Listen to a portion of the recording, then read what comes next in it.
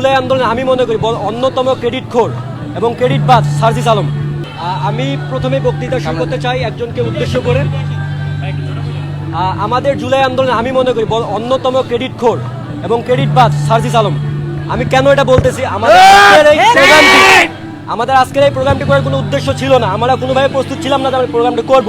কিন্তু গতকাল আমি রাত্রে একটা পোস্ট করি যেখানে আমাদের শহীদুল্লাহ হলের আসল ইতিহাসটা তুলে দেওয়া হয়, কিন্তু ক্রেডিট খোর সার্জিস আলম সেই পোস্টের কমেন্টে এসে বলে যে পুরো ক্যাপশনটা ভুল।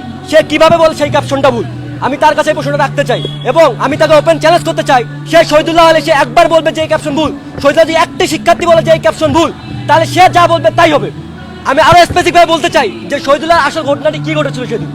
শহীদুল্লাহ হলের প্রথমত যে রাজাকার স্লোগান হয়, সেই রাজাকার স্লোগান আমরা ঢাকা বিশ্ববিদ্যালয়ের শিক্ষার্থীর সঙ্গে দেখতে পাই এবং সেখান থেকে শহীদুল্লাহ হলের গুটি কয়েক শিক্ষার্থী, সেগুলো ছিল 21, 22, 22, 23 এবং সেই সাথে 20, 21 বাইরের কিছু সিনিয়র ভাইরা ছিল, তারা X1-এর পুকুর পাড়ে তারাই ওইখানে স্লোগান দেওয়া শুরু করে এবং সেইখান থেকে আমাদের যা ওই যে শিক্ষার্থীরা ছিল তারা প্রথমত এফএস দলে যায়। এফএস দলে গিয়ে ওইখানে এফএস দলের শিক্ষার্থীদেরকে তারা গ্রহণ করে এবং তাদেরকে সংগ্রহ করে যে আমরা এরকম করবো এবং আমরা টিএসসি দিকে যাব। কিন্তু ক্রেডিট খোর সার্জিস আলম পুরোটাকে অস্বীকার করে সে এটা বলে যে সে 21 হল থেকে নিজেই নাকি সকল শিক্ষার্থী এক এক করে ডাকছে, ডাইকা সেই সকল শিক্ষার্থীকে নিয়ে সেই মিছিল নিয়ে সে শহীদুল্লাহ হলে কেটে আসে। কিন্তু শহীদুল্লাহ হলে কেটে আমরা তাকে কখনো দেখিই নেই, এমনকি 16 তারিখও তাকে দেখি নেই। আমি এটুকু বলতে চাই যে সে যদি বলে তার কথার কিছুটা সত্যতা থাকতে পারে, সেটা এটা যে আমাদের শহীদুল্লাহ থেকে 2টা মিছিল আসে। প্রথম যে মিছিলটা আসে সেটা এফএস হলে যায়, দ্বিতীয় যে মিছিলটা আসে সেটার সাথে সার্জিস আসে পরে।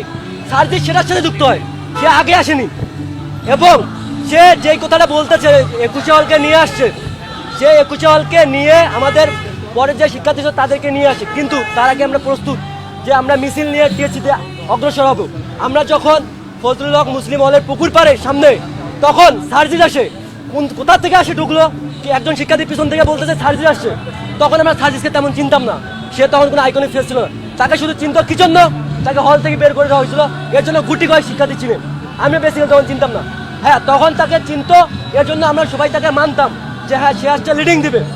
আমরা ওই মনে করি তার নির্দেশনায় ওইখান থেকে তার নির্দেশে আমরা মিছিলে অগ্রসর হই এবং হাসনাত ভাই আমাদের কি বলে পায়রা এসে যুক্ত হয়েছেন। আমরা স্পেসিফাই বলতে ওই 2টা মানুষ হাসনাত ভাই পায়রা যুক্ত হয়েছে, দোয়েল চত্বর যুক্ত হয়েছে এবং সার্জিস আলম ফজলুল হক মুসলিম হলের পুকুর পাড়ে যুক্ত। কিন্তু আজকে যখন রেড জুলাই পোস্ট হয় তখন সে কিভাবে সে কমেন্টে তার ফলোয়ার বেশি বলে সে যা লিখবে সেটাই কি সত্য এবং সে কমেন্টে যেটা লিখছে ম্যাক্সিমাম পোলাপানি সেটা সাপোর্ট করতেছে। কিন্তু আমরা শহীদুল্লাহ স্পষ্টভাবে বলতে চাই শহীদুল্লাহ একটা শিক্ষার্থীও তার পক্ষে সাপোর্ট গাবে না এবং ওদের শিক্ষার্থী তাদের সত্য ইতিহাস জানে। আজকে আমি সত্য হিসেবে আপনার বললাম, সার্জিসকে চ্যালেঞ্জ করলাম, সে এটাকে মিথ্যা প্রমাণিত করতে পারবে না।